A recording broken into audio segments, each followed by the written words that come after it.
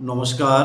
শান্তিতে নোবেল বিজয়ী ডক্টর মোহাম্মদ ইনুজের আজকে আরেকটি নতুন ইতিহাস বা অধ্যায়ের সৃষ্টি, এ প্রসঙ্গে আপনাদের মাঝে কিছু আলোচনা করার চেষ্টা করছি। আপনারা জানেন, অন্তর্বর্তীকালীন সরকারের প্রধান শান্তিতে নোবেল বিজয়ী ডক্টর মোহাম্মদ ইউনূস ক্ষমতা গ্রহণ করার পর অনেক চমক, অনেক নতুন নতুন ইতিহাস সৃষ্টি করেছে। তার মধ্যে আজকে আরেকটি ইতিহাস সৃষ্টি করলেন বা অধ্যায় সৃষ্টি করলেন। ইতিমধ্যে হয়তো আপনারা শুনেছেন, বাংলাদেশের সাবেক প্রধান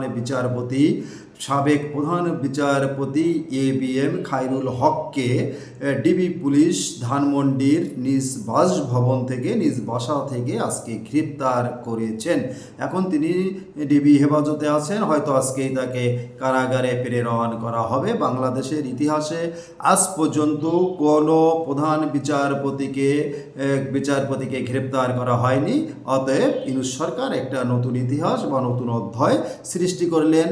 অন্তর্বর্তীকালীন সরকার অনেক ইতিহাসই করেছেন, অনেক কিছুই নতুন সৃষ্টি করছেন, উপার্জন করেছেন। তার মধ্যে কয়েকটি অন্যতম, যেমন মব। বাংলাদেশের মবের প্রচলন আগে এরকম ছিল না। অন্তর্বর্তীকালীন সরকারের সময় যেভাবে মানুষ মব হয়েছে, এটা আপনারা সকলেই দেখেছেন, সকলেই জানেন। এছাড়া জুতার মালা, অর্থাৎ মুক্তিযোদ্ধাদের জুতার মালা পরিধান, মুক্তিযোদ্ধাদের জুতার মালা দিয়ে যেভাবে অসম্মান করা হয়েছে, বীর মুক্তিযোদ্ধা যারা বাংলাদেশকে স্বাধীন করেছে, যারা নিজেদের জীবন পরিবার বিসর্জন দিয়ে জীবন যৌবনের বেশিরভাগ সময় তারা দেশের স্বাধীনতার জন্য কাজ করেছে, স্বাধীনতা এনে দিয়েছে, লাল সবুজের পতাকা এনে দিয়েছে, তাদেরকে জুতার মালা দেওয়া হয়েছে, জুতার মালা দিয়ে অপমান করা হয়েছে বর্তমান সরকারের সময়, অর্থাৎ অন্তর্বর্তীকালীন সরকারের সময়।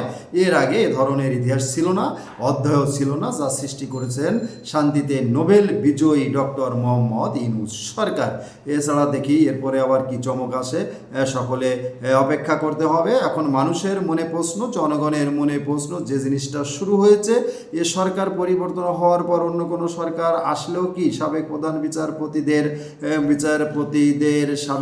বিচারপতিদের কারাগারে যাওয়া লাগবে, বা নির্বাচন কমিশনারের জুতোর মালা নেওয়া লাগবে, বা আরও যে সমস্ত কাজ শুরু করেছেন অন্তর্বর্তীকালীন সরকার, এই সরকার চলে যাওয়ার পরে নতুন সরকার আসলেও কি এ ধরনের কার্যক্রম অব্যাহত থাকবে?